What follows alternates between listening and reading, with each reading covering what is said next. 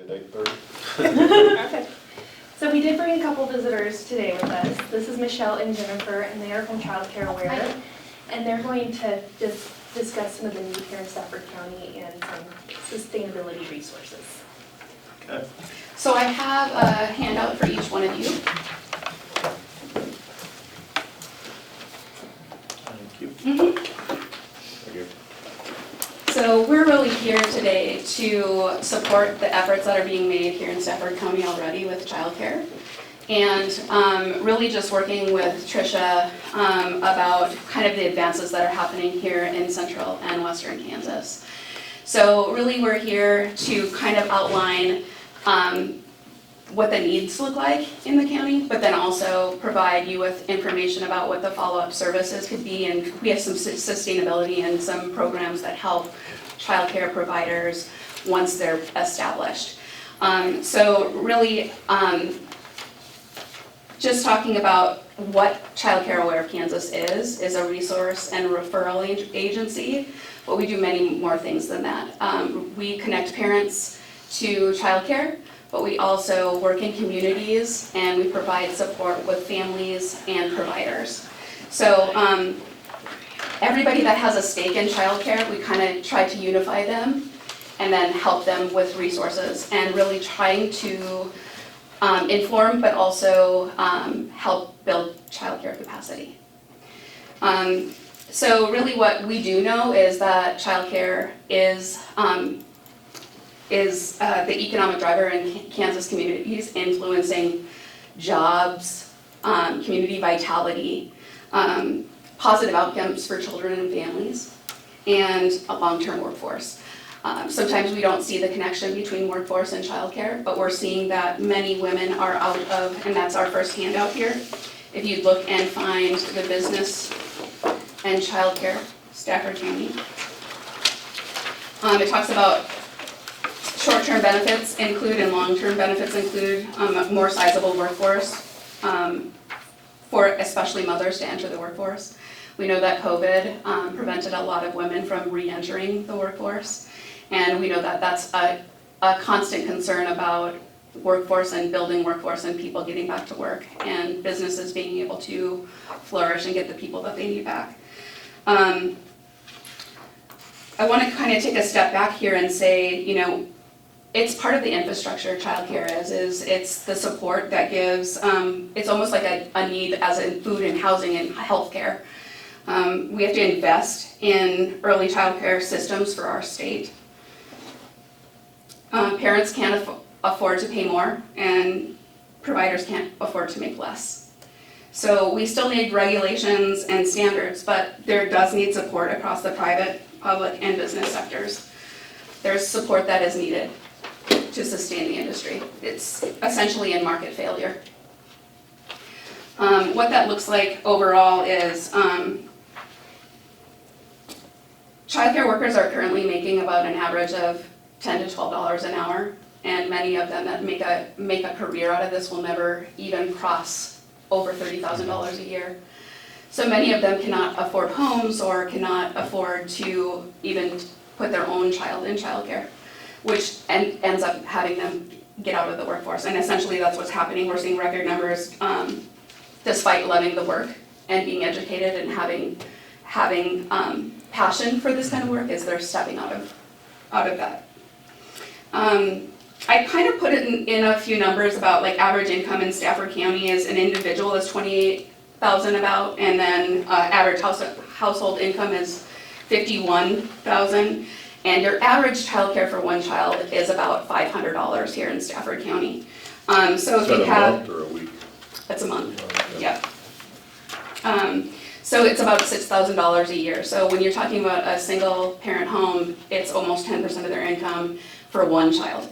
You're talking about almost 20% 20% of the income for the household, well over, and the household was well over 10%. So if you're a parent of 2 or more children, it's maybe basically out of reach for many families to even have childcare or quality childcare experience. So that leads me next to our point in time data. I see most of you already have it out.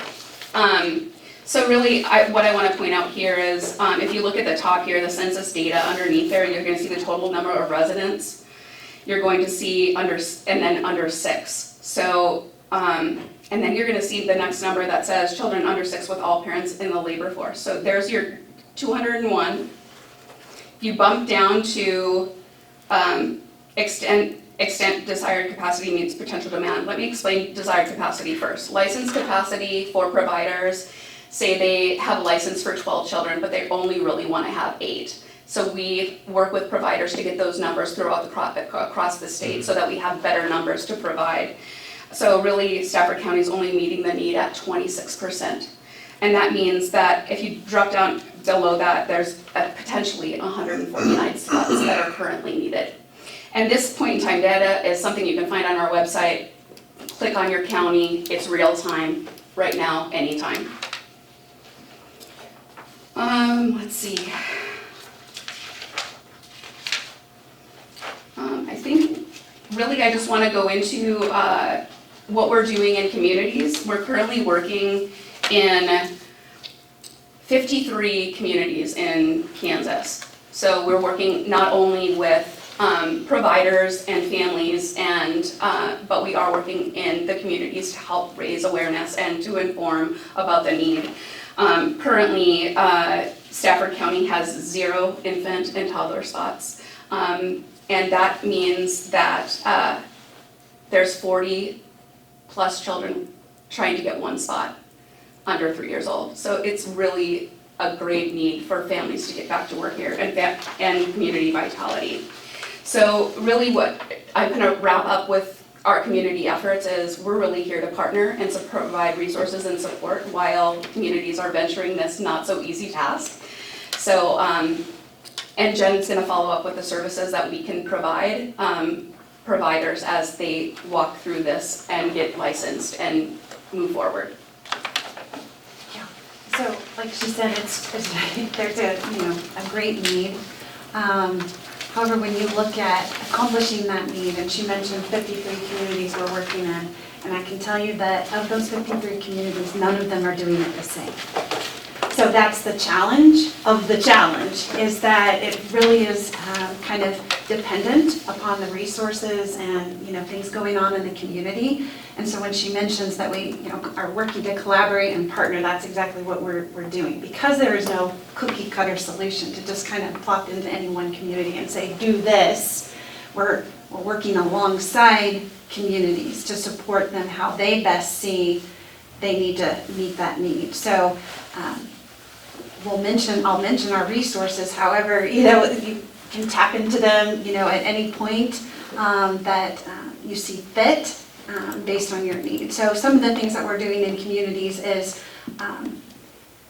beginning with doing like a community survey and just asking, families' perspective, the business perspective of what is going on. So our businesses, do they hear their employees saying, I can't come into work today because I don't have childcare, or our families saying, we'd like to be doing more, but we can't. We're bound by what we can do for our children, and we want quality opportunities for them, and which benefits your school system, and on down the line. And so as we work with communities, it's finding that niche of the things that are working in that community to best support the needs of their families and children and businesses. So with that said, we have a number of programs to build capacity and sustain capacity. Right now we have unheard of, we have startup grants available. So once a provider says, yeah, I would like to work in a center or start my own business, we have a great support program for that. Because just like starting any business, it's kind of daunting, all of the things that you have to get in place, getting a budget together, getting all of the licensing and regulations taken care of, getting yourself qualified to take on children. So we have a number of supports available for that, and those come with stipends. We also have them once they are established and have a permanent license, we have sustainability dollars. And for family and group daycare homes, that's around $1,800 a month. And then that goes on up to close to $18,000 a month, depending on how many children. That is the top of the line. So if you're serving 100+ children, you would get that per month. I actually had the benefit of calling some providers to make them aware that this wasn't it, because our grants have been one-time payments up until now. Now they're getting them monthly, and they're like, I'm getting another payment next month and the month after that. So, and hearing the whoopies on the other end of the phone. So that was a joy to get to inform them of that. So that's something that some people aren't aware of, is that is per month. That's not just a one-time bonus. That is per month, and that runs through November of 2023. So those, and we have some communities then trying to model, that within their own infrastructure beyond 2023, like they're making plans for that. So that's something to kind of consider and think about when thinking about what can we do as a community, right?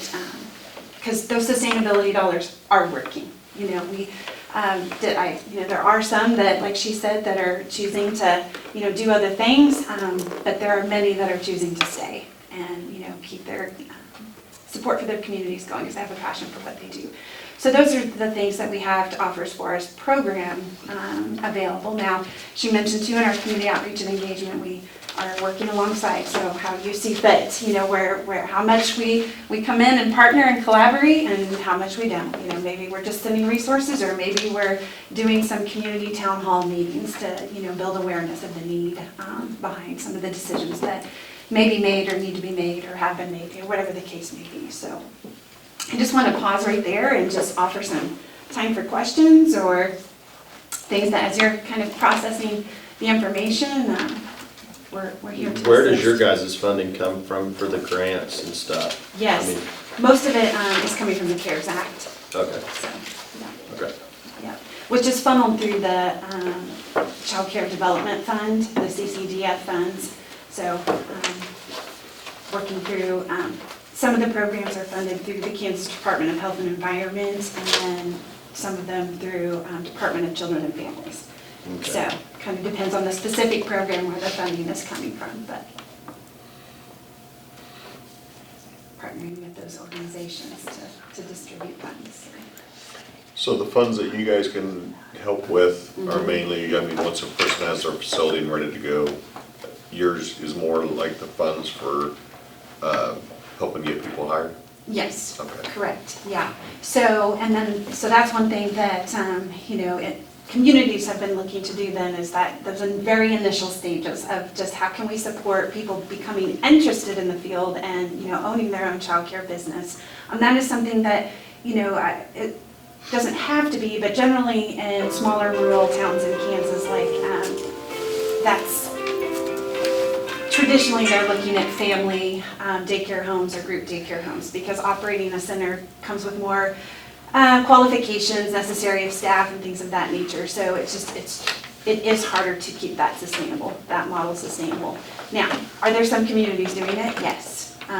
Actually, where I am from in Lindsborg, Kansas, just built a multi-purpose childcare facility. So, and looking to already add on to it because it's not even open and the slots are full. Yeah. So there's Yeah, need for we're even definitely more. not So I see this problem across the state. yes, yes, I mean, even in like Wichita. yes. I have a friend in Wichita that Yeah. his wife is pregnant, and they called the daycare facility and they said that it's a 14-month wait. Yeah. So you basically have to line up daycare before You're even your pregnant. significant other's even Well, pregnant. yeah, right. I mean, Or maybe you're not that's even crazy. Yeah, that's dating crazy. yet, right? So, I mean- and honestly, it's always been difficult, it's just increasingly difficult now. It's almost impossible. And most women are feeling as though they have to choose whether they can, take care of their children or stay home. And we know that most families do need a 2-parent income. Yeah. So to be able to provide that support. I also wanted to follow up with services. We do have supports that are, once the provider is open and want to expand on curriculum and quality and set goals, we also have programs for those things. We have different umbrellas throughout Child Care Aware of Kansas, and one of them is called the CCHC, which is Child Care Health Consultant Network, which helps with startup grants, but also setting goals and health and safety requirements. That also has money, what she mentioned, attached to it. There's a startup funding stipend, and then there's also health and safety money to maybe get some modifications made for regulations, to meet regulations to get open. It's not open-ended money like the sustainability grants that they're getting that are already open to sustain the programs. Like, we can't build capacity if we're losing people, right? So that's what that money is really, to maintain those programs. The program administration under our Links to Quality program is more about business practices and funding to help with computers and things to help them support with their taxes and things so that they can sustain their program without, and that's been indicated by providers that they needed this support, and that's why it was developed, is because they were saying we need more help with this part of the business. So there is additional support beyond just that initial startup. Okay. So the 6 daycare centers we have in Stafford County, it sounds like they're just basically like either run out of a person's home. And you said that the daycare centers, which I think that's more what we're talking about. We're still looking at more of the group home model. So it would be operating out of a space that's not your home, but it would still be one person providing care to up to like 10 children. Yeah. So a center would be having a model where you have multiple classrooms, and then you're having to have like a director of the center plus teachers to provide that. And so that would require building out a facility. Most of those facilities that we've been seeing in recent years are over $1 million in price tag to build that, and you're still limited in some ways in capacity, and then you're having to deal with the cash flow. And you're very much limited in the infant spots you can take there because of the cash flow purposes, because you can only have one teacher for 3 infants in that setting.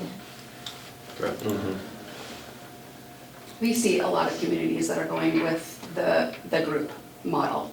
It gives you a little bit more, you can have 2 people with 12 children, so it gives you a little bit more than 10, which was the max with 1 person in a family home setting.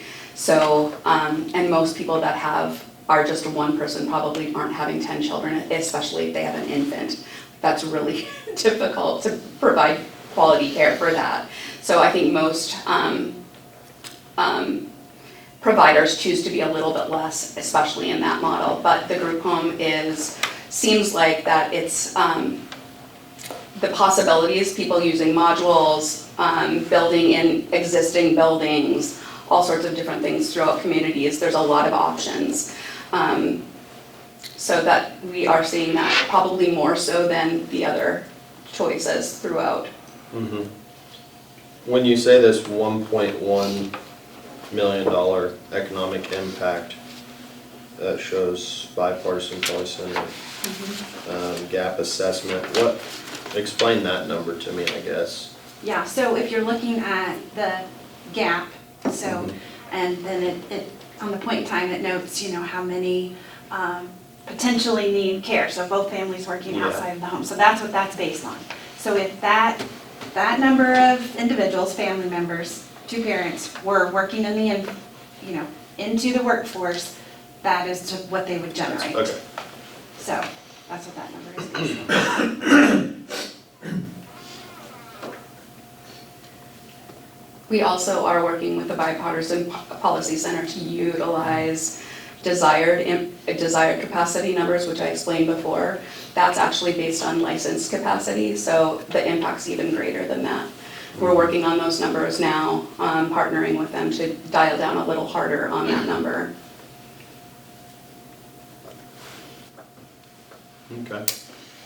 So in these centers of 10, that means you have 4 adults working?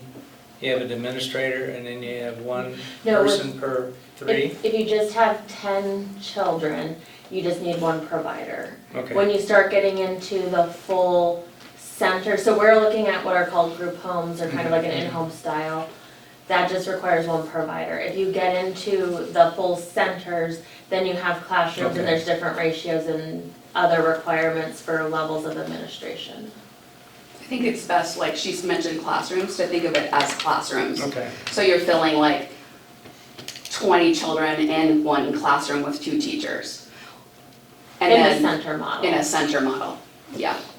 The family home and the group have less children and can be under less educational requirements than the center. Like essentially, when you are using a center, your program administrator, your lead teacher is providing the education that based for a higher ratio of children per teacher.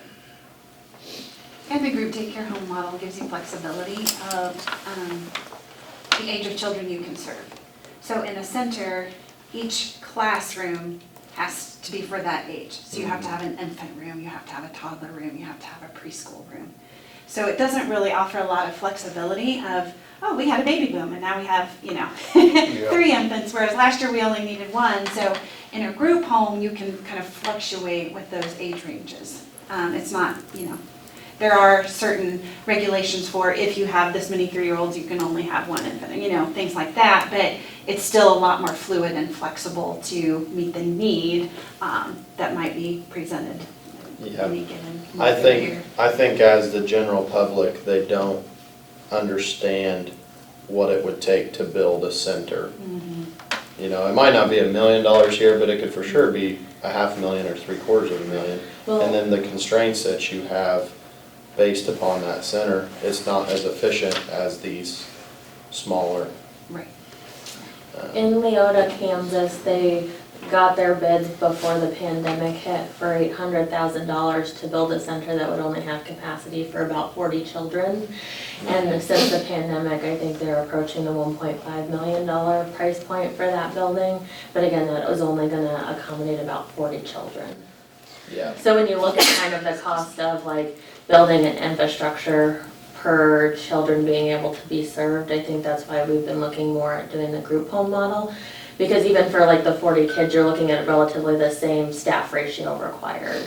Whether it's, for independent providers, operating out of a set space versus having a center where you're gonna have to have at least your 4 staff. Yeah, I mean, it would for sure be nice to build a center that would, you could say, would be here in 50 years versus a modular home where you put a bunch of little kids in a modular, it may not be here in 50 years, but as far as, serving immediate need, I just don't see the benefit, I guess, of building a huge center. It would be nice, but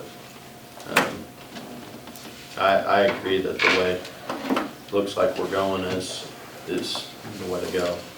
And so kind of an update from the committee's work is that we went to Maxville City Council earlier this month, and they have basically already tied up all their ARPA funds. They're interested in potentially seeing what they can do once their construction projects come in, but they have money committed to the library, their fire station, and a well project. And so until kind of the prices get locked in on some of that, they don't know if or what ARPA funds they would have left to contribute to a childcare project. And then last week we were at St. John and they have given $65,000 to bring in the modular, so we're securing that and continuing to figure out how we're gonna get the gap, which would be about $60,000. Yeah. Where we're at on ARPA funding, we've decided as a board to wait for our second distribution to come, hopefully in June, some point. So we can allocate these funds completely and distribute them out, not a little bit now, and then everybody makes a bunch of plans for what we've given them, and then we get another infusion. Or we don't. Or we don't, Right. that's honestly our concern is, That's a cliffhanger right now. We're gonna wait until we get the money in the Okay. bank and then before we can make it. And I understand that, I mean, it's been passed into federal law, so the second allocation will be Well, coming let's through. hope so. I vote. yeah, we would hope, but, Yeah, we've had a lot of people at the state level say don't plan on that money. yeah, we're at I a don't know. commissioner conference and they put some doubt in our mind. Okay. So whether, I'm assuming that it'll come, but we're planning on having a special meeting with all of our ARPA requests and all of the money in hand to, distribute it out. Right, and if you're needing or wanting like an operational budget, maybe you're keeping that on the ones that you have got up and going already, but we're in the approval process of having a tool to do that. So, for instance, you could plug in like, okay, well, we want to pay a decent living wage, here. We're gonna pay this much for our modular, so this is, so there's a startup budget, there's a budget for a family daycare home, there's a budget for a group daycare home, and there's a budget for a center. So you can play with those numbers and really know like, okay, this is what it's gonna cost us, roughly. Granted, we know supply chains and things like she mentioned with Leota is like, things can change overnight as far as cost of things, but it at least gives you an idea of, a sense of, okay, this figure that we've, given or, put in our minds of what it's gonna take and cost, it justifies that Yeah. figure, so. St. John's paying their 65,000 out of the 1% sales tax, Right. correct? Okay. Their ARPA funding's all gone, right? That was my understanding, Yeah. yes. Okay. And so you've got about 60,000 that you're short. Would be for the modular project itself. So how close to that number do you need to get before you can start? I mean, do you already have a location picked out? So we're finalizing that, we've had some different discussion. So I think by, within the next 2 to 3 weeks, we'll have that locked in for sure. There's we have more desired locations that we're looking at maybe wanting to acquire. Otherwise, economic development has 2 lots that it could already go on. Yeah. So if you call these a family home group home, so are there any individuals that just buy a house, remodel it to where it would meet the needs of that with a big enough lot, and then to get a little bit of return back on their money, basically charge them a cheap? So you could do something like that. I mean, the challenge comes down, we don't have a lot of just available housing. Yeah. Like, I mean, that becomes the thing. I mean, if you look at other places or counties, like in Edwards, they did have it. Someone bought a house, it is now operating as someone's running a daycare out of that. I look at Kiowa County, they've been able to have some houses available. When we look at the fact that how many calls we get just for people looking for rentals or other things, like we just have not found the available housing stock to look at doing something like that. So is it harder to meet the guidelines for daycare center if you're not doing it out of your home and you're renting a spot to do it, or the guidelines the same? They're the same guidelines, it tends to be easier to have the separation between home and having the daycare just because of, like, you have to have a lid on your trash can, and so like, if for some reason you had taken the lid off because you were doing stuff and then you get inspected and your lid's not on the trash can, you get dinged for that. So there's just things where it can be easier to have the separation. When you look at the existing ones in St. John, you have someone operating out of Extra Space in Kenwood, and then you have someone operating in a house that is not the house they live in. So I mean, right now we see just a huge desire that people can't and don't want to do it out of their homes. So that's the need for these additional spaces that then, the goal with this is that they would be owned for the long-term purpose of having providers in. And so by leasing to the provider, it maintains, and if the provider decides to stop providing, you can pull in a new provider. And that's part of the sustainability of this model that we see as kind of equal to having a center or something, is that these spaces are owned and operated for the purpose of childcare. And I think the only setback that Edwards County has found versus a home and a group home type setting is the Kansas State Fire Marshal. A home, you can get in and start running without Kansas State Fire Marshal approval, but with these group homes, you do need that approval, and it can take up to 3 months. So that's really the only difference that we are seeing between the two. Okay. Any other questions or anything? Sounds good. Yeah. Thank you guys. Thank you. Be in touch. Yes. Thank you.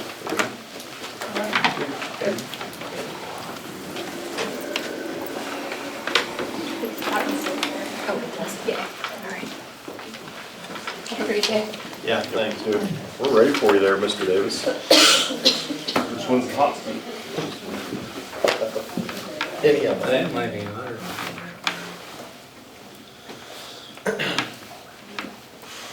So, What do you got for us? Lisa has a list.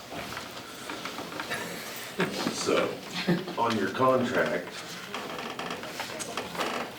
the way I read it, or maybe took it, is you have to give 30 days notice, Yeah. but is that 30 There's days a copy. to a certain date? Or- Or any 30 days? June 1st is our contract anniversary, so they have to be notified by June 1st of Okay, our intent. okay. And that being said, I was just over there in the basement for a while. Mm-hmm. It's low on Freon. Just cycling, short cycling. Mm-hmm. But it's a commercial building, and you need a commercial company. But we can help you with filter changing, fan motors, troubleshooting. But we don't do the school, we don't do the Odd Fellows Lodge. I mean, we help with troubleshooting occasionally, but. So, So you don't think you'll be able to take over that contract?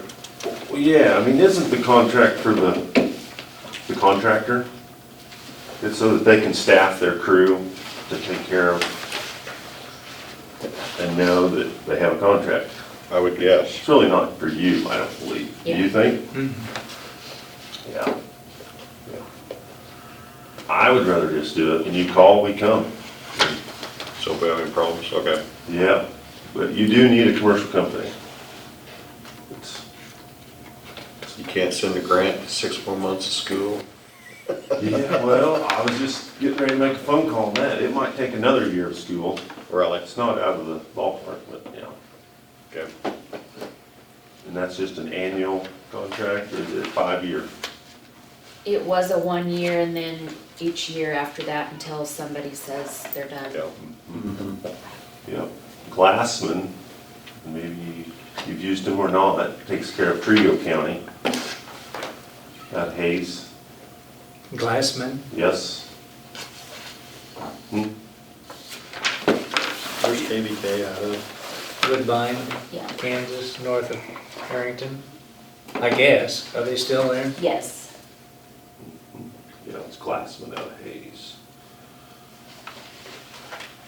I had one of your former employees mention Glassman, but Okay. she also wants us to get the 3 drinking fountains, one on each floor. 3rd, or maybe there's one on the 4th floor, I don't know. I'm not sure, I don't think so. I think we just have 3, but. Mhm. To get new ones? Just get them removed and build a little cap to cover the masonry. There's electricity, water, and drain that needs to be covered for safety and looks. What did we decide out here? It doesn't matter to me. We talked about just putting one where you could fill a water bottle. Yes, we did that at the school. It would be nice to have some sort of, I would say Water you over do here. that. Something where it's laser, where nothing touches. Yeah. Does that take a new, or can it be retrofitted? No, it would be new. It's a taller model, the water comes from the top. but it would cover that same. Yes, yes, it would cover all your drain, water, electric. Yeah, that's something we should price, Yeah, Like give us a heart attack? yeah, and maybe we should price 4 of them. I don't know. But you can, In the courthouse, I don't think it's that big of a deal, honestly, because since we covered them and put them out of commission, nobody has missed them. it seems like if you're in the courthouse, you're there and you're in and out Yes. pretty quickly, unless it's court. But you're in and out fairly, you come in, pay your taxes, you leave. You know, you come in, talk to the appraiser, you leave. Whereas here, they may be in a longer meeting, Yeah. you may be in an all-day meeting to where you're out milling around, you wanna fill up your water bottle. I don't know, I guess, maybe I'm wrong, but it seems like it. No, would be used more that here. would make sense, doing away with the ones in the courthouse and then changing this into where they could fill, because I was thinking about the classes they have and of course they could drink out of the faucet. so, Sounds good. That's a COVID expense, for sure. Yeah. yeah. And one of the other employees mentioned something about an ice machine.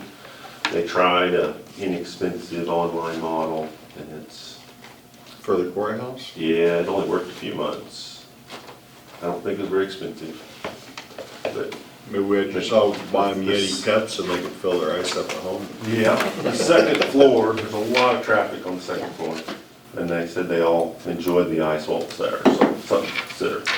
I bought a little one for my office, just so we'd have it at the office, but So, Where would that go?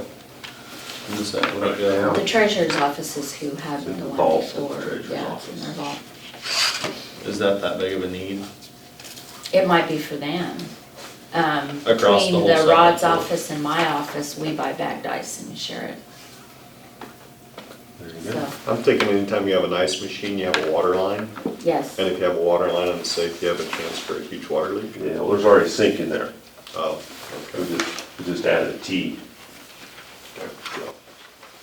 Okay. So Kevin, what you're recommending, is we go ahead and sign the contract with KVK and then we use you as, Yeah, I mean, if you're not totally disgusted with them and overcharged, and you could call Glassman yet this week and get their opinion. Yeah. Yeah. Okay. So, All right, thank you. Thanks. All right, Let us thanks, know Bill. on that bottle filler. I will, Okay. next week. Yep. Thank you. See ya. Yep. You got something to share with us, Carolyn? You know, it's not new, but I think I'm gonna kind of chime in if you're willing to, I don't know, entertain this perspective. But I see the idea that we're gonna miss some opportunities to leverage some of the ARPA funds if we don't make those applications and appeals to the other sources kind of in this time frame. So that we're talking about, I'm right now in the process of applying for additional funds to the port from KDOT. There's a application period opening up for housing. Those are the two big ones on my docket, although the childcare is also one of them that we've talked about as being a strategic priority for the county. And I think we're looking to the county because honestly, the county has more capacity than any other entity, any of the cities or whatever. You have more, while I understand it's limited, but you do have more funds to be the catalyst than any other entity. And so as we kind of get into not only the season of grant applications, but also budgeting for the cities, like if we're laying out the plan for housing, whereby we have some core funding from the county, we asked for $600,000 from the state, and then a plan for each of the cities that want housing to make a 6-year commitment in this. We gotta get in front of them when they're doing their budgeting, which is So when like is that now. deadline by? The deadline for, Are you saying that there's an urgency that we need to make a decision? I mean, or we'd like to wait till our ARPA funding comes in before So- we make commitments? I guess what I'm saying, you don't have to write the check for the funds, until the money's in your bank account, if that's the concern. But although I would say federal law is probably dictating that, and I don't think that's a huge risk that you're not gonna get it. It's my take on things.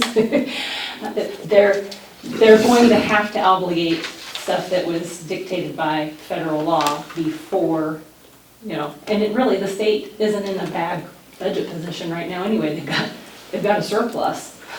But if we aren't getting in front of cities during their budget period, then we're not gonna have the documentation to also put into grant applications in the month of July, when those grant applications are due, this is the year that the funding is available for housing. It's literally a program that's had 2 million in it, has 60 million this year. And it may not again in 20. On that housing deal that you were talking about, you were wanting how much from the county? 350,000. Over a 3-year period. 350,000 over a 3-year period. And then childcare needs at least another 60 Just for the St. John location. and Yeah. 50 for the Maxville. was what we're looking, if there was 35 to secure that building or start negotiating a But price. if the cities aren't involved, I mean, if they won't commit to Yeah, I was help getting ready to on say it, that. yeah. I mean, So you we'll, say- we'll catch a little flack over it, but to me, St. John is really, I commend them for doing what they've done because they put their money where their mouth is as far as, and it wasn't even ARPA funding, that's out of their 1%. I mean, it seems easy enough to spend ARPA funding, but they went, in my mind, above and beyond as far as contributing to the, What we are proposing to each of the, we haven't actually gone in front of them at this point, but we have mapped out a plan that asks for a contribution from each of the cities, prorated based on the size of the city. And, you know, the smaller one would be Hudson at $2,500 a year. The other end of the spectrum is $34,000 a year from the city of St. John. And I would like to think that those are amounts that, especially if they are planning in advance, even without ARPA funds, they could accommodate that level. I mean, we talk about housing being a priority year after year after year. And at some point, we gotta budget and plan accordingly to get some action in a category that is, we all know it's limiting at some level. So, we're trying to map out something that, you know, is within the means of the entities we're working with, leverages state funds. so you think it would be advantageous to the different entities to at least get a commitment from us as far as ARPA funding goes? I would not be in favor of writing checks that we can't cash. Nobody's asking that, But- and it's not But what if we necessary. commit to it and then the funding doesn't come in?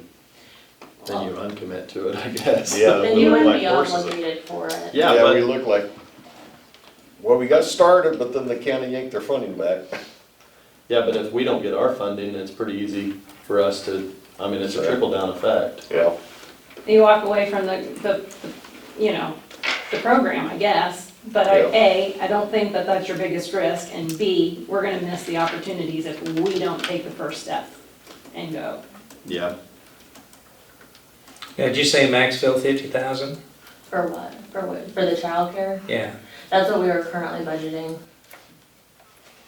They also don't have, you know, an additional source of revenue like St. John does, as far as 1%. And then goes. St. John was, And, you know, Around I do think that 124,000 Maxville would be the total. one in the hardest position, honestly. At 12, what we've And mapped out is Stafford. $12,500 a year.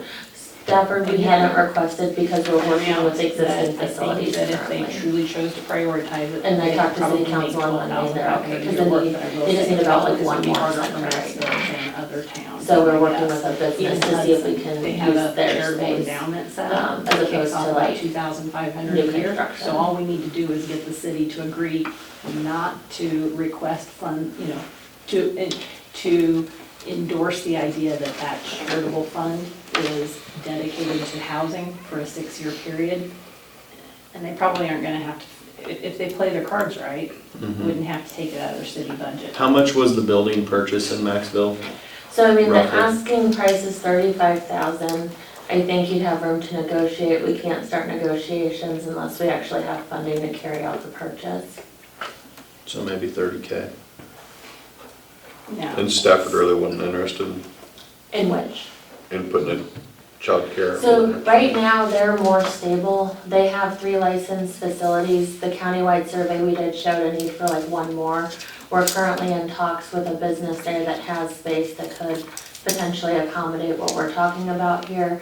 Plus, I know was looking at seeing the proposed fair building, would that be a space to have a childcare put in?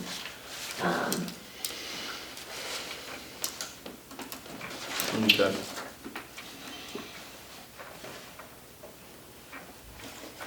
Yeah, I don't know what the right way to go about it is, whether we just allocate now, assuming we're gonna Yeah, get funding. essentially encumber. I think would be one way of looking at it, right? I mean, we've done that with the fair Encumber it, building for the last 6 months, we allocated and we haven't written a check, so.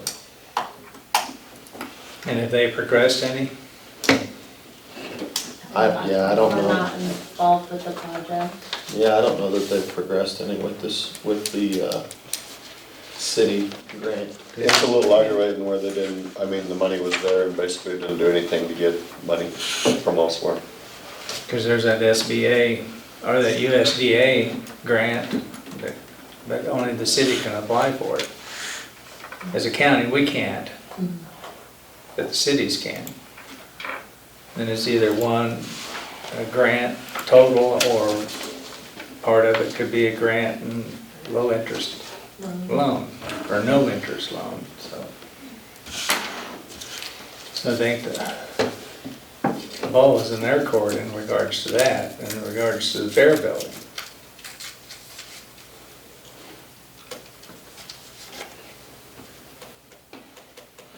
I guess we could always, once our second round of funding comes in, we could always just relook at it and say they haven't done anything. Got a year to bring Pull at the least tag something, off. bring something back to us. I mean, I would still think that the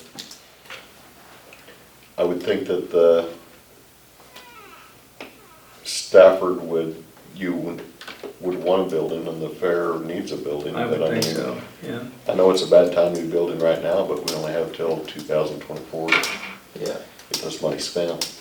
And it might have to be a deal where they get less funding and have to finance part of it. Or the Stafford itself can finance part of it.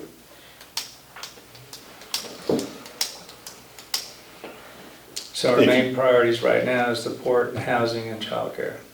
That's what I am working the most on for sure in economic development. And when I say economic development is an organization, I am not as involved at all. I'm not involved at all as the way that Kathleen is on the childcare thing. But it is one of the things that we have been, again, a part of documenting the data for some time on the need and the public, priority of these. I think we need to keep, I mean, I agree, I think we all agree with you. I mean, if we want Stafford County to thrive, we need to have some starter houses for younger couples. And we need to have childcare, or we're never gonna be able to get younger couples to move in here. Even if they work in Pratt or Great Bend or Hutch, they're not gonna move to St. John because there's no decent housing and there's no childcare. So I mean, those are two issues, we need to start solving the problem. And I mean, if we could get 10 young families to move in, and you're, We have a waiting list of 24 Yeah. on our rental home right now. We're building it, pushing the contractor as fast as we can, but we've got people slated to move in this week and housing that they're finishing up this week. on this deal here, where you're gonna get a grant for 600,000, you're asking us for 350, and then some help from the cities. I mean, and you're talking to do 10 houses, or maybe 15? Well, I think what we would present it as, we would commit to a plan of 10 houses distributed pro rata in the cities based on their contribution. But I think that we'd have to develop it also as a program where some houses are available, or that we would make. You would pre-sell, develop- you would develop find some buyers, houses we would be by- the developer taking out the need for a construction loan, sewer, water hookup, things like that. The person could have more say over what type of house was constructed, but we need, so we're gonna have to go in probably at least 17 houses for the grant, because of how they're doing the grant, ratios and stuff, we're gonna have 17 houses. So we'll probably go ahead and 10 are in specific locations, whether you find buyers or not. They'll be rental, the other ones would give us that flexibility, where as long as the city has bought in. 37 with some flexibility. Yep. So if people are wanting to build in Stafford, and Stafford City's on board, houses go in Stafford. And I think we'll probably end up having to look at getting a second developer in, especially if we're doing multiple tier level of houses. Because that was also giving more flexibility on the type of housing. Yeah, I don't have a problem with the way that program's set up. I mean, I think it's a good program. We have some friends from Sioux Falls, South Dakota, and they have almost the same type of deal. They call it governor houses. same 1,100 square foot with the basement, except they put on a 2-car garage. I'd send you that website, because I got on there and looked. They tell the people how to apply for grants for closing costs, and then your down payment. And like my friend's daughter just bought one of those, and you need to have a criteria, you know, below a certain income for those grants. And then you have to take so many classes, online classes on finances. But I mean, she come out of her closing and down payment and had to write $150 check. Right. Because they do you match for match dollar on your down payments and stuff like that. I mean, it sounds like a really good deal. Some of that might be at state level, but again, some of this HUD stuff, I mean, I think there's some kind of mental, like, resistance to this idea that we're doing low-income housing, but that's low-income housing if they're talking about showing income, you know? So. But that's just for the assistance on your down payment. Right. But it's in a program Yeah. that is considered low-income housing, if they're limiting how much you can make to qualify for the program. Sometimes I think that these parameters of low income are more broad than people realize here. Like, first-time teachers would qualify for our low-income housing. And I think, so the benefit of having those programs of being able to do the match of the down payment assistance or things like that is great, because it eases the entry level for people. But the challenge of that is then that money can't be used, like that money gets expended and can't be used for further development. So right now, we're not in a spot to be able to kind of sink cash into a project and not get it out.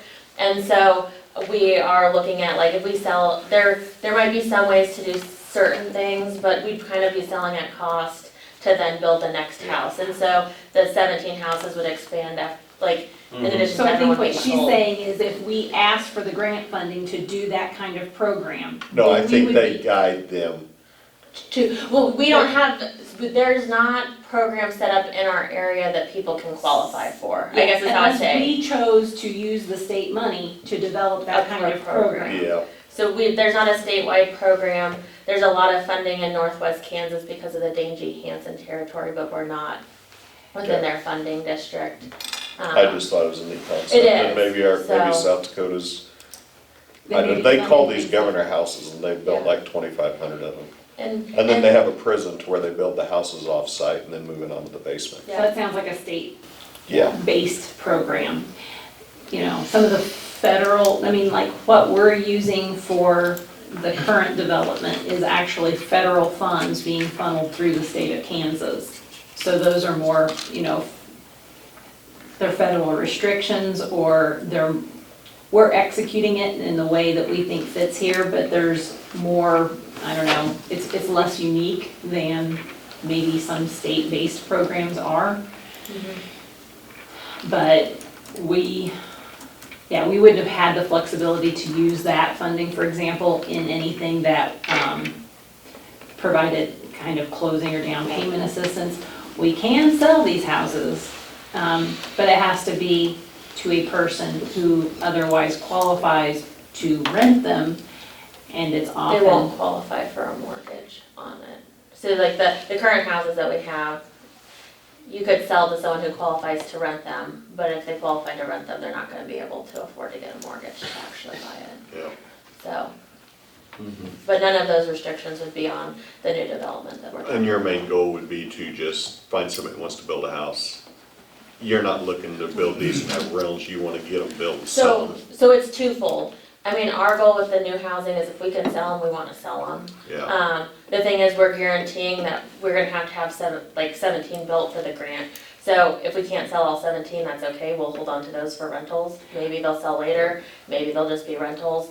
But, the goal will be we'll do some initial development just to have it, cause some people might wanna see the house before they buy. And for others, they might be like, this is the design we would like to go with, and then we help carry that out. Yeah, Well, you guys Rental set- housing's not bad. We have a lot of need for rental Yeah. housing in this area too. Yeah. So will you guys just sell that basically at cost, or will you put on a little bit? Our goal would be to sell at cost. I don't know, we're not looking at taking like a developer's fee on it. Yeah, salvage. There's probably the- not margin for it, is there? No, I mean, and that's the thing, what we know is affordable for people is like increasing the cost isn't what it's gonna be. I mean, we can't be losing money, we're not gonna be selling them at a loss, but Yeah. Okay. The only, I guess we need to sit down at some point and see how we can divvy up that We money. can do a workshop, can't we? That's kosher? Like, I think we won't. Because the only thing that we've actually kind of committed any of the money to that's got spent is we're helping with the replacing septic systems through the soil conservation. Septic. Because they used to do seven, Yeah, they six, used to seven a do year. 7 a year. And through the then they cut it state's back to wisdom. 4. Yeah, and now they're cutting it back to 2 and only giving them Is that right, $2,500. 7, 4, and now 2? Which is one of the best programs that the state and soil conservation does, and so the state's just cutting the budget. Just boom, you know, got something good working? So Okay. last year we contributed 20,000, that's right, and we used it all up. This year we've contributed another 20 for 2023. And in my personal opinion, I'd like to allocate at least another 20 for 24 to keep that, because it seems like the people are just rolling in, using it. Everyone that I've talked to, seems like we're getting a lot of bang for our buck for 20,000 does buy septic systems, and I mean, that is from, you know, water pollution. I think the rural community, I mean, Stafford County as a whole likes, you know, housing, childcare, you know, the things that we're doing, but the rural community sometimes feels that they're left out because a lot of this money is getting funneled towards childcare inside of a city, houses inside of a city. Whereas this is a way for us to allocate some funds towards the rural community.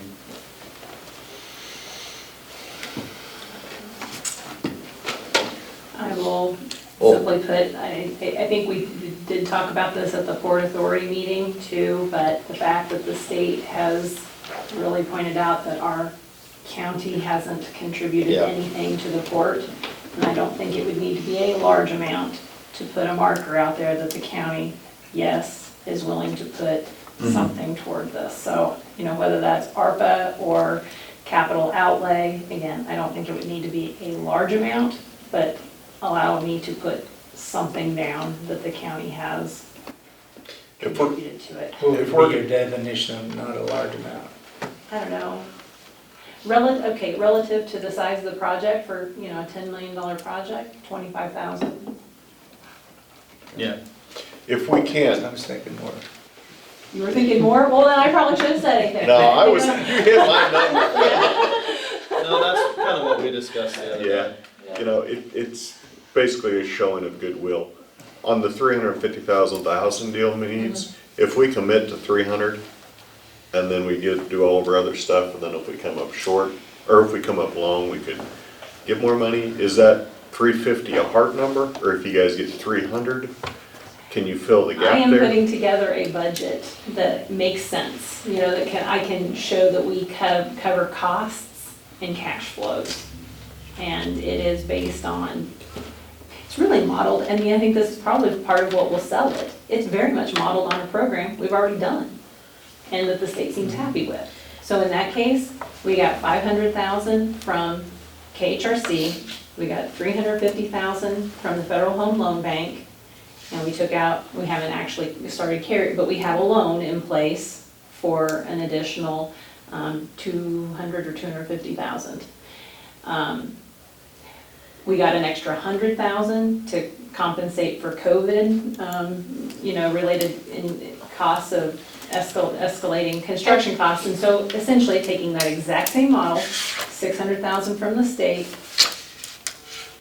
Could you get replaces 2%. started? And So I think the 300,000. reality is, we'll need to know specifically, because that's how we're basing everything. So right now, it's like to have our proposal, to have everything cash flow, we need that number. The 350 is really what we need. We're looking at the project without having debt, because I know that was a concern of the commissioners. If you're only gonna commit to 300,000 now, and there's potential maybe for later, we need to know that so we can plug it in, but then that would be looking at, are we able to still cash flow things at what would be like having a loan or something on the end, or is there another source of funding? I think we could have play with the 50,000 if it was much less than, like if it was less than $300,000, I don't know that we'd be looking at being able to carry it out. And this And we 350 go was with over the a same 3-year kind of- period. By throwing in 65K. On On total ARPA request, just in my head. the it would be childcare, tied or did St. with John agree? childcare. Yeah, yeah. But I mean, we're talking about the housing deal. No, I know, but I'm just talking about out of the total pot. Yeah, They took some pressure off by kicking in some for childcare, I guess. but you'd need us to kick in another 60 for the St. John deal, wouldn't you? I mean, it would be nice. We're starting to raise funds and putting out a wish list, so we're hoping to solicit some donations and maybe get in-kind stuff. Okay. It sounds like you're probably gonna solicit a donation for a lot though, correct? Potentially, yeah. So the community will have some sort of donation as far as that goes. Right. Okay. All right, are we department guys getting very Yeah. anxious? He's wanting to get out and get spraying before Yeah. it continues to rain? Yeah. We're gonna have I'm okay with having a workshop after Like this next meeting. That's fine. Or with you me. got stuff going Yeah. today? Yeah, I'm okay. I mean, we won't have a motion, I guess. If we have a workshop, we'll, I mean, do we need to do a workshop, or can we just, after all of our, I mean, does Yeah, it need that's to be Well, on, if the three of them are together, don't they need to have something formal? Mhm. Yeah. so we just leave the meeting going and we can just discuss it on what we're wanting to do? yeah, We'll try to come up with an answer pretty soon. Okay, thank you. yep. And you said that 350,000 was spread over 3 years. It'd be spread over 3 years. We just would need the pledge to have that. So whether it was all allocated up front, we wouldn't have to have that, but we would need to have a pledge in writing to go for the grants. Okay. Now, if you build one of these, I'm sorry, Ryan, I know you're really wanting to get going. Good. If somebody just says, I'd really like to have a 2-car garage put on, and I'll pay the money, Then I can have a 2-car garage put on Okay. and they pay the money. Okay, sounds Yeah. good. Thank you. All right, thank you. Thank All right, Mr. Witt. I don't have any. You just scratched out the date on your budget and wrote 2022, 2023.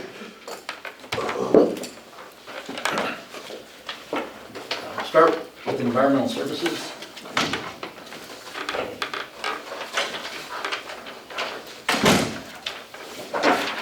Pretty easy, no changes from 2022. So far, I mean, especially since you guys have helped put in, it's been going really well. I think people have been happy, haven't had complaints, so that's, to me, that's going well, then we don't have any complaints. Did you approve my permit? Huh? Did you? Okay. I was gonna say it's done. Right? Oh, there, put it in. Yeah, Kevin didn't call me. really. Uh-oh. You have to go dig it up, approve it, and then I'll Grab your postal go out and digger. get some pictures of it, showing where it's at, where it is at now. But it is done. Yep. Good. Okay. I will get you a finalized copy of the permit. Okay. So, any questions on environmental services? Nope. Yeah. You ever get rough guess, I mean, how many wells and sewer systems did you do this year, do you know? This year, I mean, I've got 12 septic permits out with, I know there'll be a couple more, especially with more money coming in, that won't be, so. I'm looking at probably, I would think 15 or 16 septics. We'll probably be looking at 30 to 36 wells again. It kind of seems to average that, about 3 dozen wells and 10 or 12 septics, except for last year, we did 22 permits last year, so, of septics, I so. think about half of those are new, I mean, new construction. Right now, yeah, it's pretty close to half, Right. yeah, so, yeah, I mean, it's neat to see. Yeah. We got. So the wells are domestic as well as irrigation? But it's livestock or domestic. Yeah, I don't have anything to do with irrigation, that has to go through the state.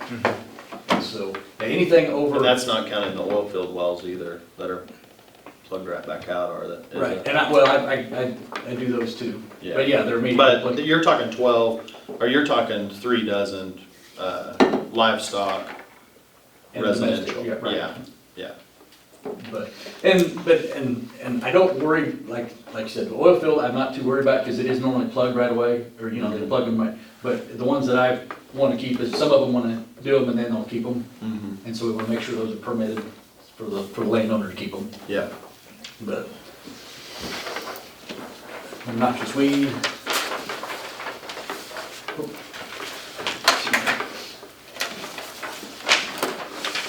It isn't remaining the same.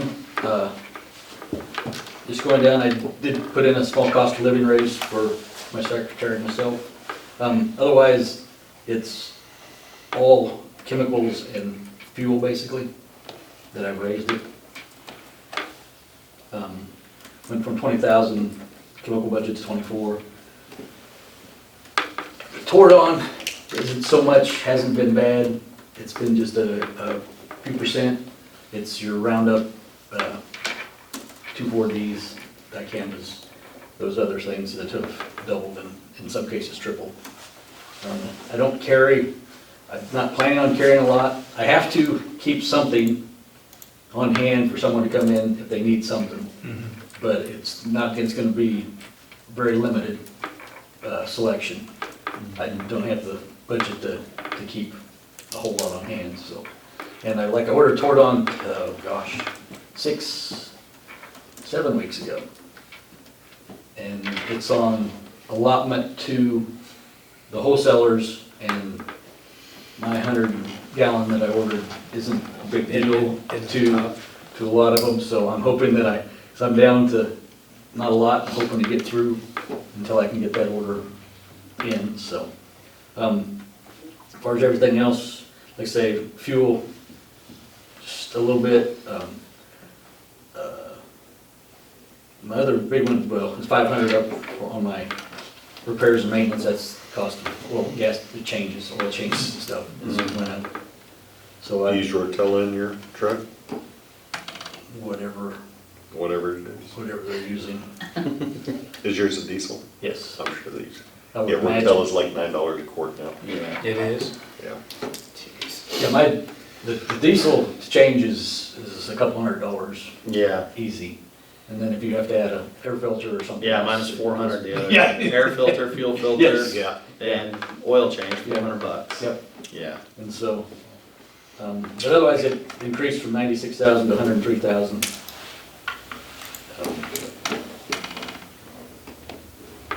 If we have questions,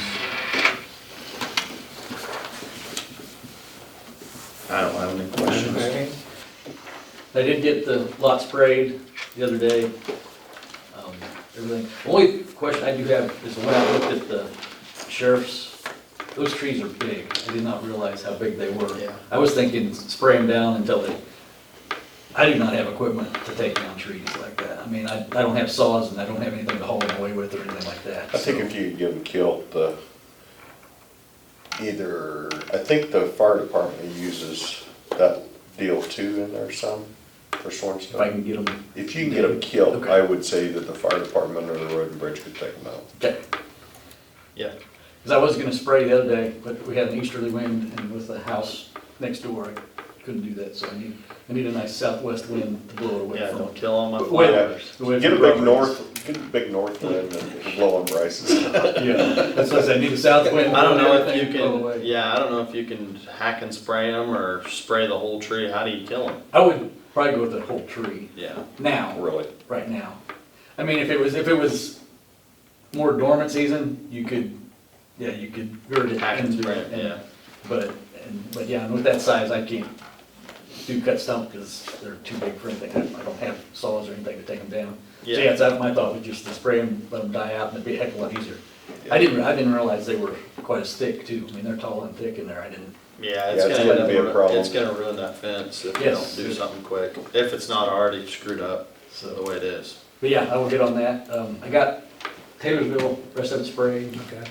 So, yeah, they did a nice job down there. It's gonna look nice and cleaned up like it was, so. I don't think I had any other honeydews. I think I got them all done for now. Thank you, we appreciate it. That lot will be looking good for the Jubilee now. would be, It'll be torched out. dead. Yeah. Oh, goodness. Somebody's gonna, might, if they look up there and go, I'll just park up there. Yeah. With 3-inch rain, Oh. filled in basements, it might be interesting. Yeah. I wouldn't put it past them with that entrance Yeah. like that, I would not put that past anybody. That'll be interesting. Yeah. All right, well, thank you very much. Thank Yep, you. Thanks, Ron. I'll make a motion we approve the minutes of May 18th. Second. We have a motion and a second to approve the minutes, all in favor? Aye. Motion passes. Come on in, Misty.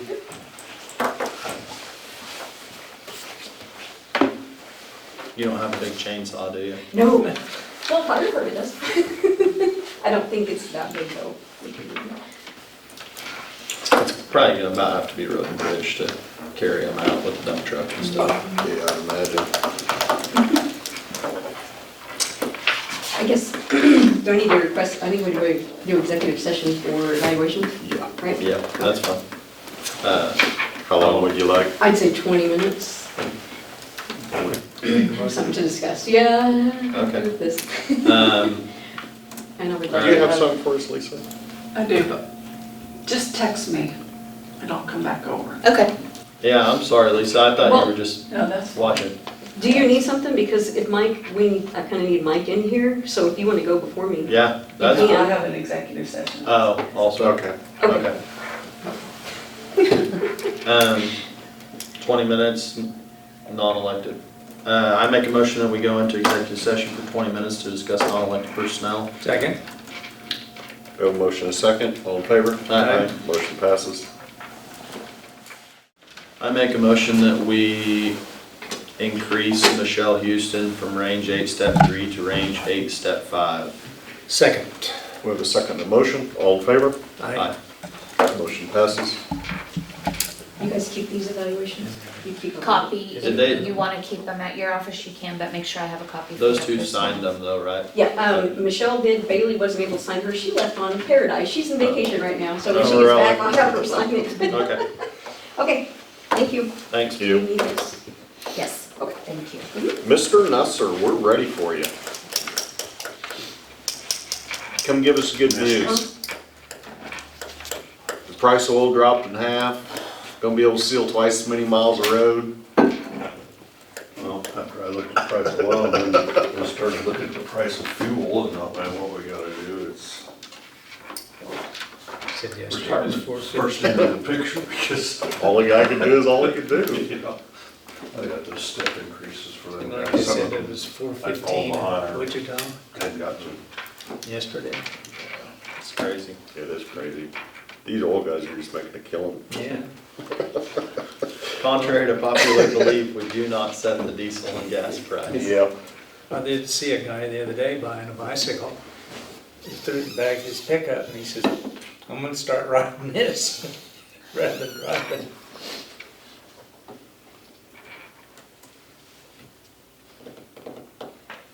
three of them would go effect this month, and one of them would be effective starting the next month. I figured there was no need to do three and then turn around and do one again in a few, next month sometime.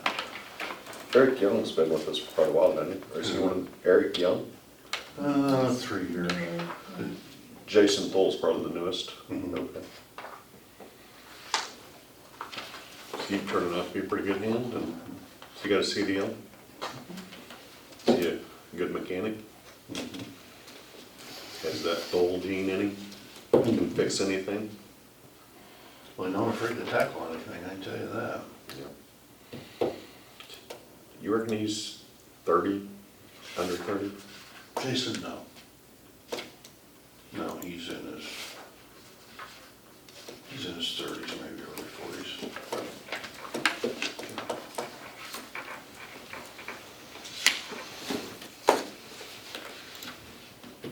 Yeah, this fuel deal is something else. Yeah.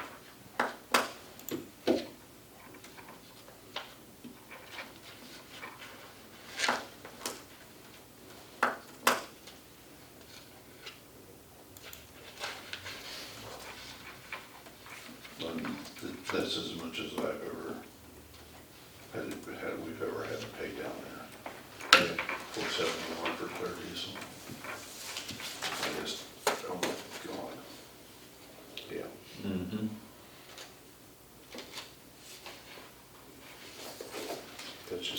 So can we run red fuel, Not in the trucks. We run red fuel and all the equipment. graders and stuff? And I really don't understand why. I mean, we ought to be a tax exempt entity. Well, but for our vehicles that are on the road, you know, like the trucks, Yeah. you pay who you are, so we pay the state tax on the fuel. We don't pay the federal tax.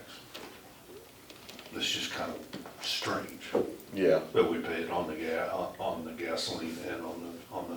So we clear pay, diesel. we pay state tax to run on our Yeah, roads. it's 24 cents. But we do that to run on 24, our. 26. I bet 95% of your mileage is put on our roads, not on 281 or K-19. Probably. A lot of it is. Except when we go to Holland from. You okay with these, Tom? Yep, I'm good. I make a motion that we increase Brandon Hoffman from range 6, step 5 to range 6, step 6. Chris Smith from range 6, step 6 to range 6, step 7. Jason Thole from range 6, step 3 to range 6, step 4. And Eric Young from range 6, step 4 to range 6, step 5. Second. We have a motion and a second, all in favor? Aye. Aye. Motion passes. I've been getting some complaints about Stafford Blacktop, commercial traffic Oh, okay. up and down. I just wanted to go over with you, On the south end or the north? going south out of Stafford to the ethanol plant, Yeah. when they should be going around. Yeah. I caught one of our deputies the other day and made him aware. And then I talked to Shabe the other day too, in passing, and made him aware. Just so we're all on the same page, they shouldn't be hauling commercial from Kansas to the ethanol down our blacktop, correct? Well, it doesn't have a county destination. Now, if they were hauling some, you know, it's originating in Stafford County, but it doesn't really have a county destination, you know. I think the issue is that some of these companies bid low to get a I need to sign it. to get a contract. They bid low to get a contract, and then they bootleg back roads to make it more efficient, and then we're the only ones that lose on that deal. It's not that much, it saves them like a half a mile. Yeah, it's really not faster for them. That's all I don't Well, understand. I don't understand. okay, it so like if it's not faster, then why else would you go the back roads? So you can roll 95,000 pounds and not worry about the And, shopping. well, and I don't know if the elevator will do that, because in the elevator, no, this is what I've been told. I'm just telling you what I'm told. But not only are They can be these, held liable if they overload the trucks, yeah. yeah, not only are they going back roads, but they're not tarping on the way home, and they're blowing grain all over people. Really? As they're screaming past. So I had 2 different calls in the last 10 days about it. I don't know if the traffic's picked up or whether it's the same and it just was a coincidence, but I figured I'd let you know. Well, I don't know what you're supposed to do. Over on South Zenith. Well, we had a problem and then they caught a couple, And or they we wrote took 2 care of it tickets. because they would have destroyed that road.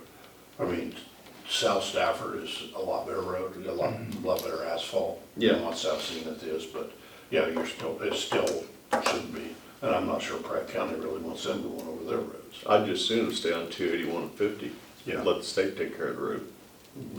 Well, that's what those roads are designed I mean, that's the reason we have a big sign up to say. Yeah. Well, the other thing is negotiating that correction line. Well, that's what I was gonna say, it's not a very nice road to drive in a truck. No. No, I wouldn't want to. I'd rather have a straight shot, go through the roundabout, and then another straight shot right to it. I mean, Yeah. seems like that'd be the easy Once in a while, thing. we get the same thing coming out of Max Hill Road, goes straight south out of Max Hill, come across over to 281. It's not faster because it's 55-mile-an-hour road. Yeah. You have a stop sign there and there. I think they do it just for, try to stay away from DOT. And that tells you. Yeah, I don't think it's a time issue. I think No. it's a back It's a road. weight It's a back road deal. Yeah. Well, I'm all about people being able to make money and do what it takes to make money, but Well, you need it also to do takes a ton of money to maintain You these just also roads. need to do it the right way. Yeah. Because, I mean, this affects everybody that drives that road. Yeah. Yeah. Because, okay, now, the roads have been fairly good because it's been dry. But you get a wet period like this and you'll start finding your faults in them, especially if they got heavy loads going over them. That's why when harvest comes along, I hate when it rains in harvest. Because if you've ever noticed, your roads can be great right before harvest, and if you get a rain in harvest and then they harvest and then haul over, your roads can take a beating in a hell of a hurry. Yeah. So, Ryan's gonna spray all the trees out at the impound, the sheriff's and fire impound. okay. He's gonna kill them. They're growing up in the fence to where it's messing with the fence. He's gonna spray them and get them dead. Is that something that you think you guys can do at some point? Just whack them off and throw them in a dump truck? Probably Or so. do we need to, I mean, if you don't have time, tell us and we'll, If we have days like this, you Yeah. know, yeah, it's not. because we can hire somebody to do it if you don't have time. We know it's not necessarily under your purview, but So, well, there's a lot of things that aren't on the proper, that we do, so it's just life. yeah. So, yeah. it's- Okay. Out there at the fire station, they've got some, could you tell what that stuff was on the picture that's laying in the grass? Oh, fire extinguishers, air tanks. Yeah. I was wondering if they have stuff that they're wanting to keep, can they put it on the south side of the salt and sand shed? I know there's some old tires there that needs to be hauled off the dump. They want to keep it to use it? Well, I don't know. Because actually, there's some, they have, okay, they have a room, you know, they have part of the thing over there in the EM building, the east end. We're wanting to try to keep it cleaner and nicer looking. Yeah, that's what The I'm person saying. that's mowing our deal can't mow back there and keep it cleaned up. So I was Those air gonna tell them tanks. that they need to get that cleaned up. If there's something there they wanna keep, they can store it over there south of the salt shed. But other than that, have it out of there. Yeah, those fire extinguishers. And then those look like air tanks there. And maybe it's an issue that they didn't know where to go with them, but And after a while, that, you know, why would you even throw them there like that, so, I don't know. yeah, it's, well, we're gonna have that discussion, but if there's something that they want to keep for a reason. well, yeah, it should be put up, I mean, But if, you know, if they have like, if they have something that they don't wanna store inside, but they wanna keep it, I think south of that shed, there's yeah, basically asphalt rock, yeah. to where it's not No, gonna be mowed, that's not they a can problem. put it right there. Yeah, that's Okay. fine, it doesn't bother me at all, I mean, Okay, we keep sprayers out there, but that's about it. sounds cool. Okay. We have a short executive session, maybe 2 minutes. Okay. Yeah. To discuss non-elected personnel. I make a motion that we go into executive. I make a motion. that we go- Lisa, do you need to talk to them right quick before She we needs do an this? She needs an executive session too. But I would like you in that executive session too, Oh, when I do mine, okay. Okay. if you can stick around. I make a motion that we go into executive session for 10 minutes to discuss non-elected personnel. Second. We have a motion and a second, all in favor? Aye. Motion passes. I make a motion that we go into executive session to discuss non-elected or Yeah. attorney-client, non-elected personnel for 10 minutes With Phil. with Phil and Lisa and Lisa. We have a motion and a second, Second, yeah. all in favor? Aye.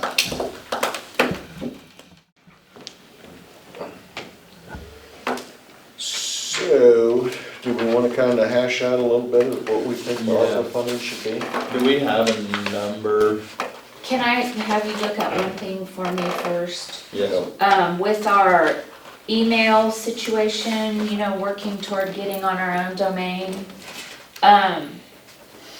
Patrick is so thorough that according to state law, government entities, we have to archive or have some way to archive our email content. So he has given me figures, I'll let you look at these. There's 3 tiers, which it can get very, very spendy. My recommendation, as well as his, is plan 2, because it will do what we need without overdoing it. But it is your call as to how concerned you are about us actually archiving, because we have not done it in the past. Is this per month? It is per month, so you're looking at getting into some expense. 3,600, or, yeah. 3,600 a year, basically. Yeah. But it's state mandated, right? Yes, it's something I was unaware of. I don't know if we've ever actually been aware of it, but when Is you this in started. case we would get sued by somebody, or? Yeah, you or- have to have the capability of being able to go back and find the content that was possibly in. So this $156 plan would be the cheapest one? Yes, they should be in order of 1, 2, and 3. 1 does not give you enough of what you need, 2 will cover it, 3 is like the platinum package. So we're looking at 3,600 something. Yeah. So how long do they archive emails, forever? Yes, it's kind of like a permanent record kind of thing, I think. Well, Then will they go back? How far will they go back? That I'm not sure of. I can talk to him about that tomorrow. you probably already got on there and deleted all your emails you don't save, right? No, oh, I wish I could. Yeah. The emails you get are outrageous. Oh my gosh. Bleach bit or whatever.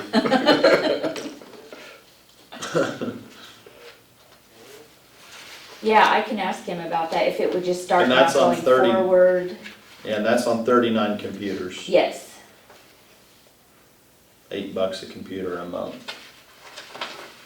I'm okay with Plan 2, I guess, if that's what we need to do to work towards getting on our own domain. Yeah, I mean, if we're supposed to, I don't wanna get in trouble with the state. yeah. It'd be bad to have something happen. Something happened and And we then weren't we come covered down and under the then, state. yeah, exactly. Okay. So I'll give him the go-ahead on that. How much of do we pay that Swindle and Schwartz or whatever for doing the, Oh, for our ARPA stuff? yeah, Oh, I will look at it, but shoot, it's more than we pay our auditors. is it like 10%? I wanna say around 40 something, but I'd have to look at it to be Well, absolutely 40. sure. 40 would Be be 5%. Yeah. 5% of the total. What they did though, anything that we wanna do, once you get ready to start spending, we send to them, they go through it and look it all over and make sure we're copacetic, which that is very worth it to me. Then when it came to reporting time, she requested information for me that I sent to her. She went through it all and she actually gave me basically a template of what the reporting portal would look like, so I would know exactly how to fill out that reporting, because I had to do it. Now, if I'd had to do that on my own, that would have taken me hours to have to sit there and figure out what to put where, and how to complete it. So, to me, it's expensive, but we don't really have the knowledge, I guess I wanna say, and the time to try to administrate that money ourselves. So do we have an idea on how much we've spent, how much we have available right now? Let me look at that fund.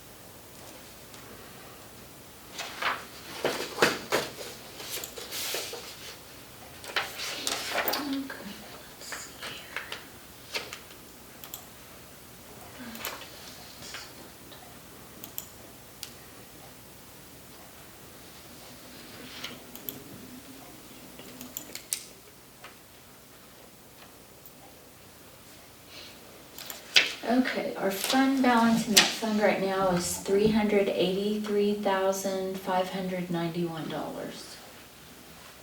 How can that be possible? Because we've spent at least 20 out of there for the soil conservation. Well, let's see, because part of that was last year.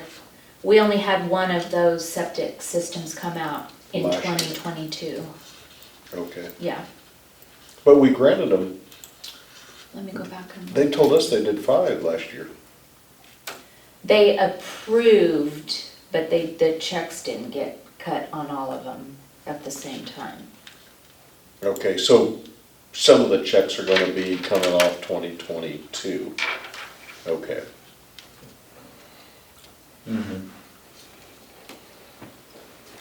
Yeah. And we're supposed to get another 400,000. Yes.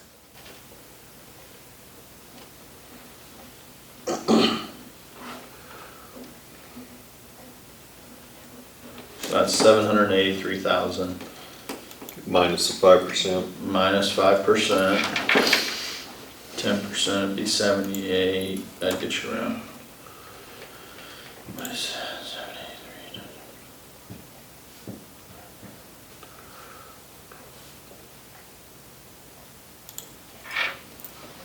Minus another 40,000 for management, that gets you to 743.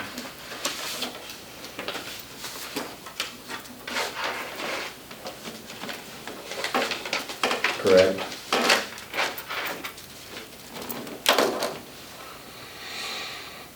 And we just allocated 20, 20 for this year. and if we did 20 for next year, that'd get you to 700,000. Right? Yep.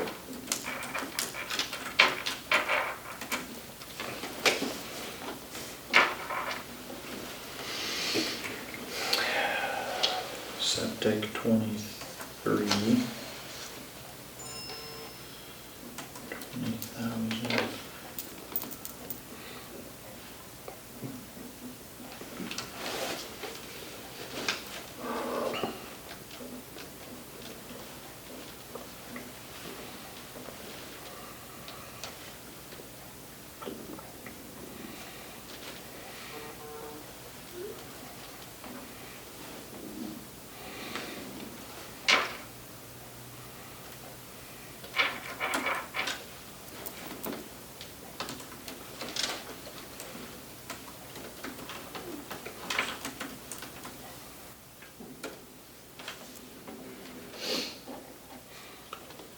What did you come up with on the total number that we're starting with? 743? Yeah, 743. No, you just wanna go with, do your septics out and you got Yeah, and then if 700. we, yeah, and then if we did septic, 20,000 septic for 23 and 20,000 septic for 24, that leaves us 700,000 total. Yeah.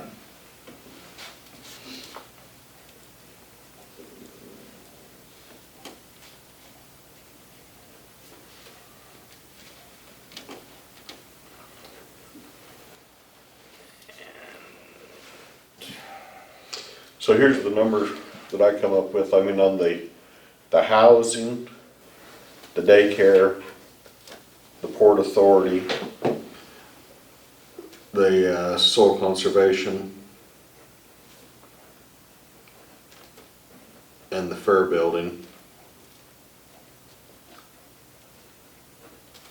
If we do housing, 350,000, daycare,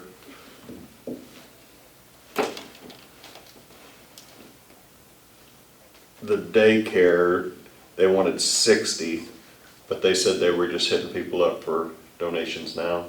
So if we gave them 35,000, that would leave them 25,000 that they could try to cover.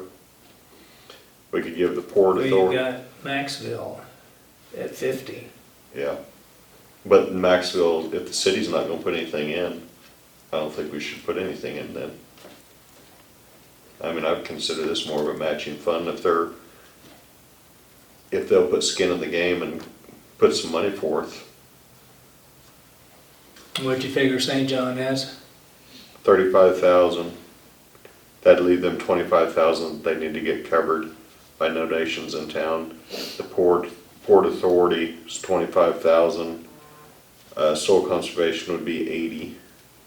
And then if we can stick with the fair building at 250,000, that brings us to $740,000. Well, Bryce thought we had 743, Mm-hmm. so we'd have $3,000 left over.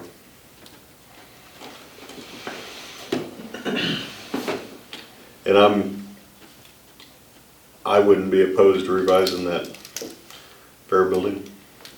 I mean, we basically committed to it a year ago and we haven't heard a word Yeah. back. And here again, at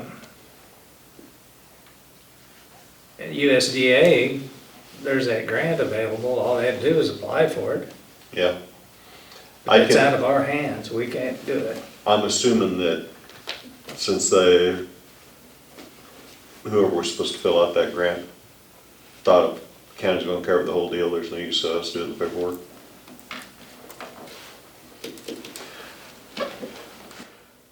Well, we can, I guess the only difference there is, that with that money, is instead of giving the daycare the whole 60, I was just saying 35, and then that allowed us to give 25 to the Port Authority.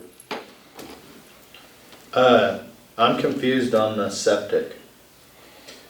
It'd be basically 4 years, $20,000 a year. Mm-hmm. But we'd have to pay them, and we have to use it in the next 2 years. Yeah. So we'd have to pay them a lump sum, and then assume that they would have septics to do it into the future.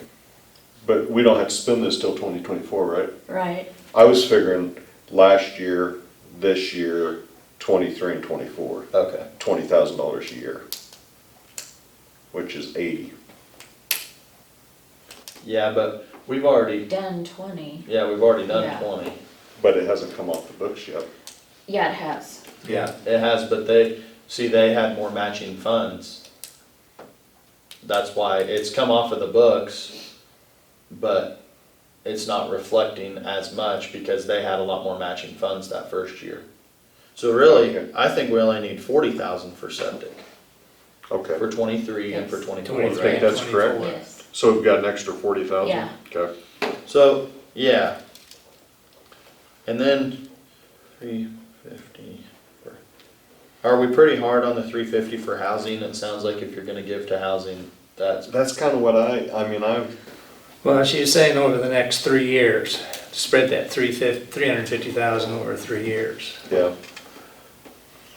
So 625 minus 350 is 275,000. But again, there, since you have to get it spent, you can't really spread it over 3 years. I mean, No. the third year, you Yeah, have to it'd be give 2 years. ahead, yeah. So the way I got it figured is you had 743,000. You do 20,000 for septic in 23. You do 20,000 in septic for 24. That leaves you 700,000. You give 25,000 to the port. That leaves you 625,000. You do 325,000 to housing. That leaves you 275,000. Okay. So we have fair building and Childcare. The daycare. childcare. Did- I think that's right, isn't it? Oh, no, that's not right. Here, this should be 675 That's where we're wrong, Todd. 350 for. Yeah. minus 350. This should be 325. There you go. Now you're right. Now you're right. So you're 325 and you haven't accounted for childcare or the fair building. To me, those two would be the ones that are squishy. Yeah. Because in my mind, we have to support the port. Yeah. That's kind of a non-negotiable. Yeah. The septics are non-negotiable. If we're gonna do housing, from what they told us today, it sounds like it's about 350 or it doesn't. I mean, it helps them, but it Yeah. doesn't help them. I think that's. Because of the matching grant that they're applying for. So they're wanting you to make a commitment so she can go forward with that grant Yes, they have process, to have the a way I- commit, yeah, they have to Okay. have a 350 commitment, so then they can apply for another 600? 600,000 Okay, from the feds. Yes, but if they don't have our commitment, then. They can't really get anywhere. They can't with apply. that. Yeah. Okay. You know, I'm starting to North- learn that these grants are like a ball rolling downhill, and Mhm. once you Yeah. get, Yeah, to me, it would be the opposite. You know, they'd say, well, once you get this much, then you don't need any more, but it's actually the opposite, where once you get the ball rolling and you get some, you use those as leverage to get the next one, and then you use that to get the next one. I think that housing deal's a good deal, to where you could get some medium-sized new houses in town and help some young people, because we're never gonna be, I mean, anybody that's looking for a house in town, I mean, there's just no houses. there isn't, no. I mean, we've gotta get some housing in Stafford County if And we then want what there Stafford County to is, grow or it's at least just maintain. driving, the prices Yeah. are ridiculous. What I would like to do, and this is up for negotiation, but I would like to match St. John's funds and give childcare 65,000. I feel that if they've went above and beyond, that we should at least match it with the funds that we have. That would take our 325 down to 260.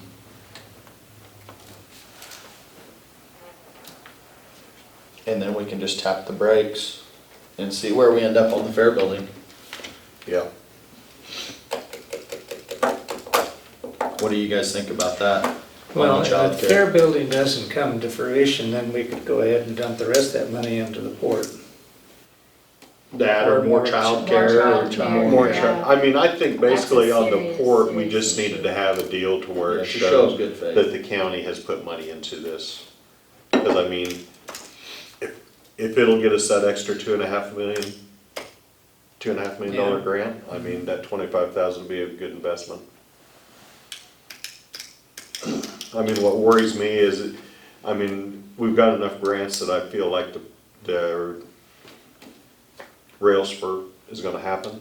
Mhm. And then if it brought in 10 new jobs, 6 of them are gonna have to live out of county Yeah. because we have no housing.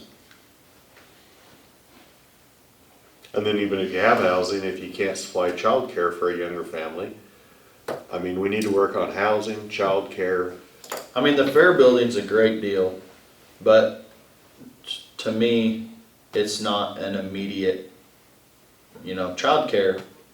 I mean, they've been beating us in our face for 3 weeks, that it's a Yeah. big deal. And I mean, I've nobody's heard a lot beating of it in people. our face that we need a new fair building. I do think we need a new fair building, and I want to help out as much as possible. But the housing and the childcare and immediate needs, So should we, I wonder how that would work to promote the Stafford City Council to apply for the grant? Should we say, we were gonna pay $250, but since you can get this grant, we'll match whatever Stafford City Council puts in, whether it be a grant or donation up to $250,000? yeah, I don't know, I need to talk to the fair board guys, because Billy talked to me before their last meeting, and he said, where are we at on the fund, or on the ARPA deal? I'm going to the meeting, just wanted to know. I said, well, I'm waiting to hear from you on the grant. He said that he was gonna check in with the city, or one of them was going to check in with the city and see where they were at on it. Okay. But if, the way this works out with the septic, the port, the housing, if we match 65 for the childcare,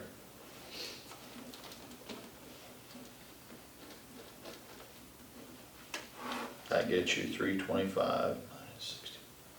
That gets you to 260,000 left. So it'd leave us 10,000. My main concern, and I don't know whether it happened, if Maxville comes around and then they can put 20 or 30,000 in, we need to match whatever the city of Maxville puts in. And so we'd only have 10,000, or we can cut the fair building down. I don't have a problem to get it to where it's fair if we had to put $20,000 out of our general fund to make that fair. Can we do that? I don't know, It might have to be out of capital. yeah. Capital. Yeah. probably But- take a lot. But, is the 65, I could look back it's somewhere in this pile, but their request for St. John Was it quite 130,000? Or are they gonna have some squish room? I had 124,000 written down for some reason. It's somewhere in my pile of stuff here, all my budgets, but, that's what I'm saying, if we would match, I feel that it's right to match. But I think if we match, it's going to put them over what they need for St. John, and then they would have some wiggle room. They would have a little bit of wiggle room to go to. But probably not enough to buy that building. I don't know what I did with that paper.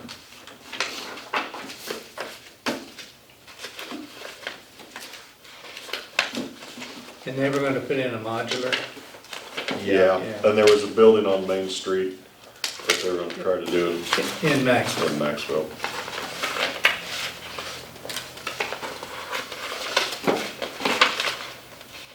No, I Child agree. Care Committee, right here. We could match. They requested 175,000 total. The St. John location will require, oh, right here, 119,200. So we're giving them 130. Or we're not giving them 130, but they're raising 130.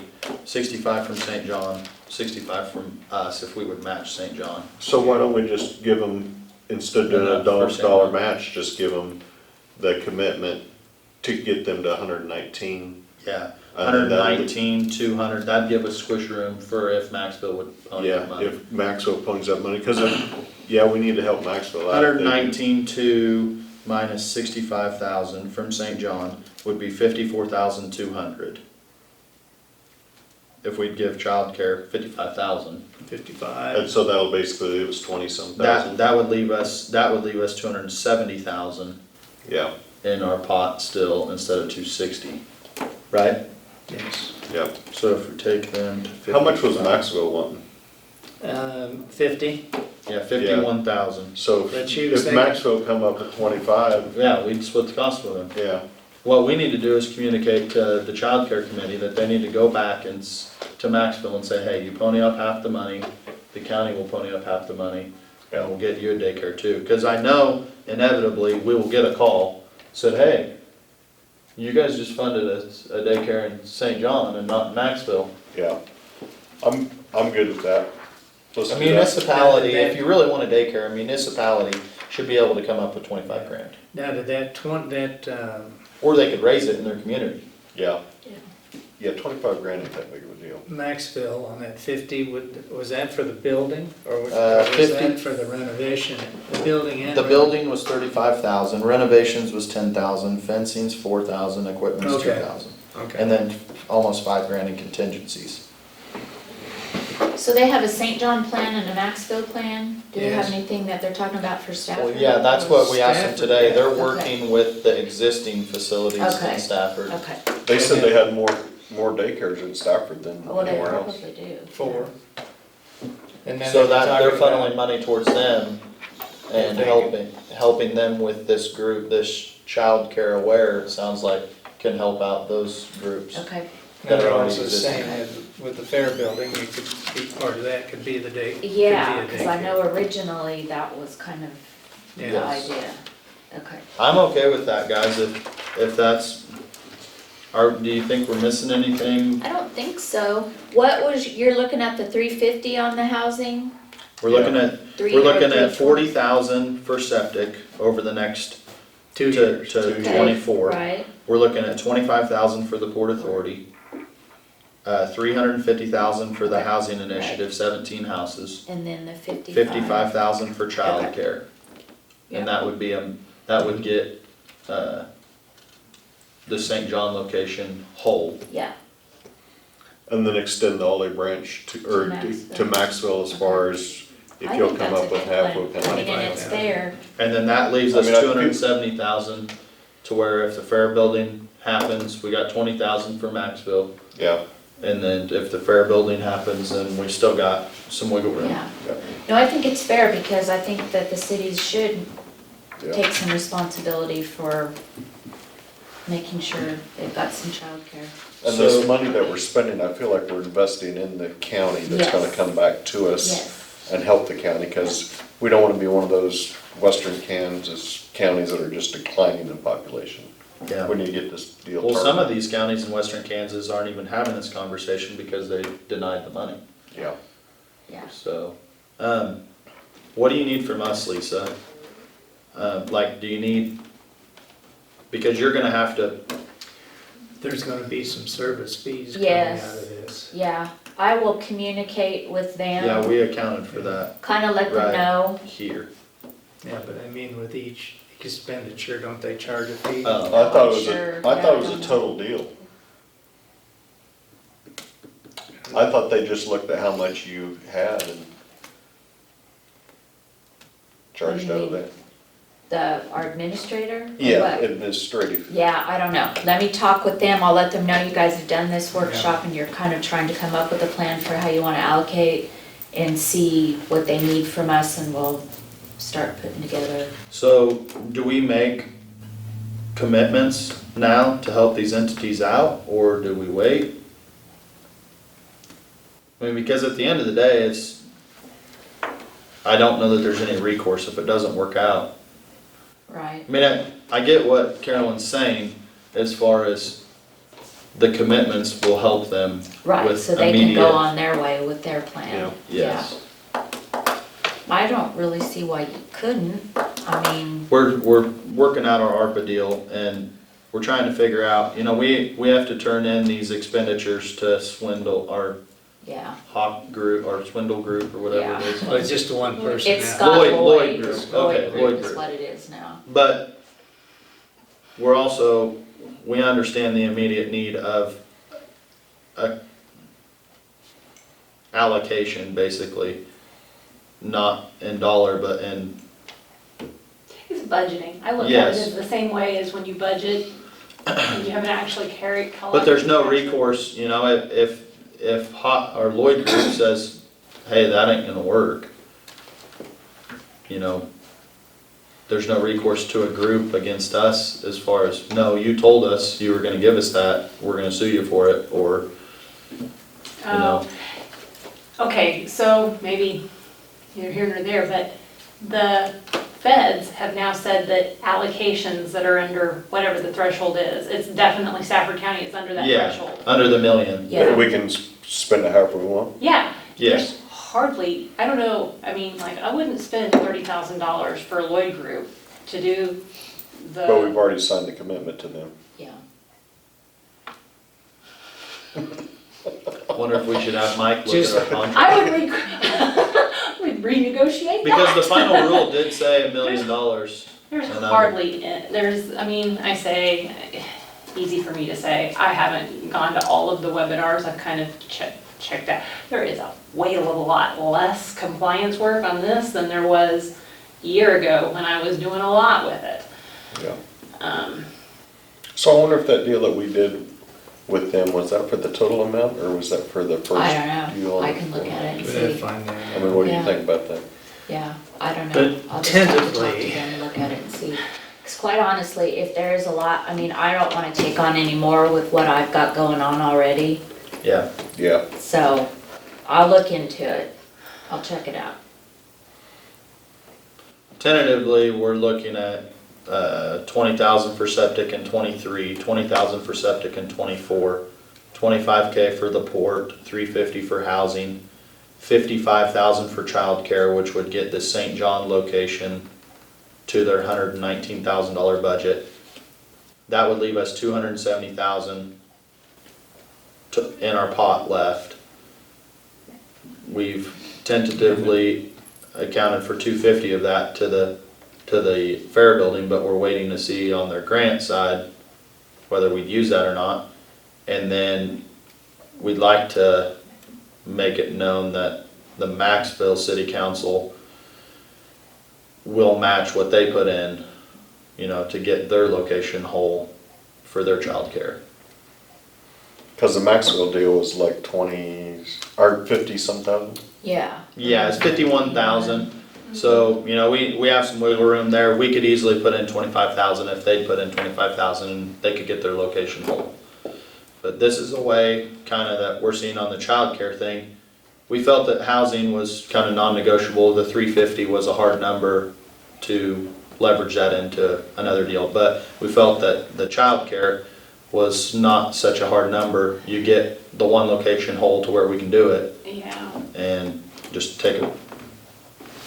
And the 25,000 Port Authority ought to get us to where they can't say the county doesn't have any money in skin in the game. And that is something I am working on this week, like today. And if there is then something that we can put on letterhead that says that you have, committed that amount, I can make use with that. That isn't an insulting number, is it? It's, Because there's probably a fine Depend on line. the audience, honestly. Some Yeah. audience would probably, yes, say that's insulting. I think KDOT, from what I can tell, is not gonna look at it that way entirely. Those people need to, were the guys up there in Topeka that are saying, well, you don't have any local skin in the game. That's a $8 million project, you ought to have 2 million local. No, they weren't saying that. They said that you haven't even put any of your Yeah. ARPA in it. But they need You to know, remember, I've made the case over and over again, when you're a small county, you don't have the budgets to do even one But they strategic need to project. understand that this childcare and We this have housing critical is needs, 405,000 directly towards, it's indirectly supporting the port. Because without childcare and Well- housing, the port will not be successful. So, in my mind, we're giving arguably the 25,000 and then another 405,000. You know, You're dead. arguably, we're putting Development. 430,000 towards this development, And I just will, indirectly. in the right context. In fact, as I put together a Health and Human Services grant, I think that's a really good argument to include in there, the overall commitment of the county toward Yeah, development. because to me, it's 6 one, half dozen the other. Yeah. If we build the port and you haven't invested any in childcare or housing, where are the people going to work and send their kids? But this is also why I see this year's opportunity for housing as being particularly ripe. It's not just that the funding is available at the state, which is a big piece of it, but it's also that I can make the case that, look, we are doing so much with industrial development this year. We don't have enough housing as it is. We really need to focus our efforts on getting more housing built. Yep. So I think that will play well with the housing people too. I'm expecting that it will. so yeah, instead of just saying that we've only invested 250, or 25,000, they need to realize we've invested almost 400,000 in housing and share. And that's on a county that has 4,100 population. I know, and again, I made the argument as strong as I know how. that, So is us making this it's commitment? the idea make it- that, It's you know, $10 it's not for only every that person. we don't have the money in the first place, but the bigger counties got more Yeah. money to work Yes. with. In all of it, I mean, in discretionary funding from the BASE program, from, Spark program, they gave more money to more populated areas. But it was also the direct allocations from the treasury. We didn't have an amount to do even one strategic project with, whereas, the case in point I pointed out was Leavenworth County. They got 31 million from Treasury directly. They have enough to do a strategic program or project with no other state help. So I don't know, I made that project Well, they gotta as build a bridge. strong as I know how, and I think It's it $97 at some level Yeah. worked, but I also need a see the copy side of of that. things that they're saying that the county Yeah. hasn't done No.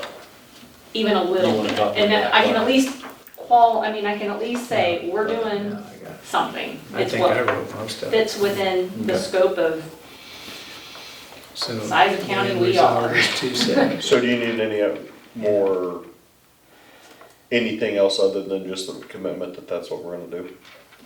I mean, if we made a motion to support the port, the housing and the childcare right now, you could take those motions and leverage them properly Mhm. without us writing any checks. Without writing a check, but we will Until want to put it our in round writing two. in some way, whether that is minutes from the meeting or a letter or whatever, but we will. I think we've kinda got it figured out.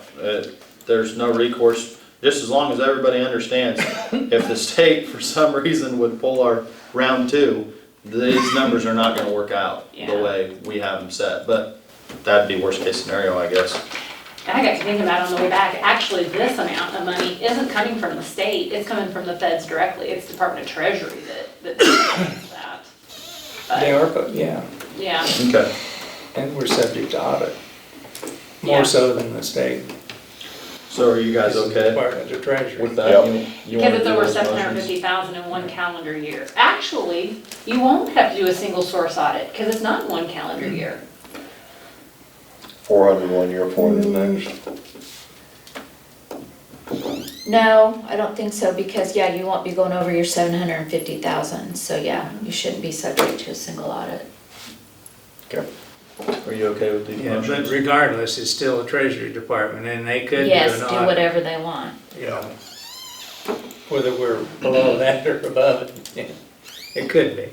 I'll take my chances, but Yeah. they don't have enough staff right now No, I to understand. open mail to take in the checks that people are sending them, taxes wise. So you're gonna do. So I'm gonna do the Port Authority, the housing, and the childcare. 25,000 Port Authority, 350 housing, 55,000 childcare.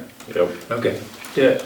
I make a motion that we allocate 25,000 to the Port Authority, 350,000 to the Housing Committee, and 55,000 to the Stafford County Child Care Committee out of our ARPA funding. Second. We have a motion and a second, all in favor? Aye. Aye. Motion passes.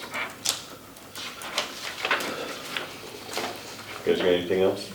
I think we've done all we can do. All right, we'll adjourn.